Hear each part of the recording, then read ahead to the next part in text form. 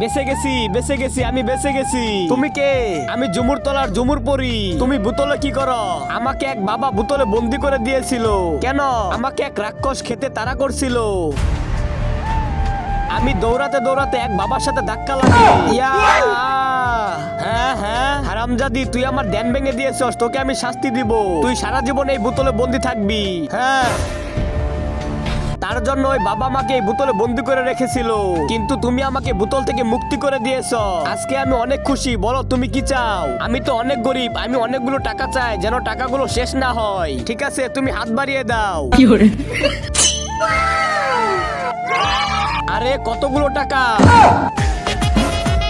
আরে টাকা শেষ না হতে আবার চলে এসেছে। আরে আমি তো অনেক টাকার মালিক হয়ে যাব। ইয়াহু! আরে এরকম বোতল যদি আমি পেতাম তাহলে আমিও টাকার মালিক হয়ে যেতাম। চল বোতল খুঁজি। আরে বোতল আর খুঁজতে হবে না, ওই দেখ বোতল। আব্বে চল ভেঙে ফেলি, পরি থাকতে পারে। হ্যাঁ চল। হি হি হা হা হা হা, হি হি হা হা হা। আরে এটা তো পরীর মতো লাগে না। আমি পরি না, আমি হলাম রাক্ষস। রাক্ষস? ওই তো বোতল ভেঙে পরি পেয়েছে, আর আমরা বোতল ভেঙে রাক্ষস। আমি ওই পরীকে খেতে গিয়েছিলাম, তার জন্য পরীকে আমাকে বোতলে বন্দি করে রেখেছে। এখন আমার অনেক ক্ষুধা লেগেছে, আমি তোদের খাবো।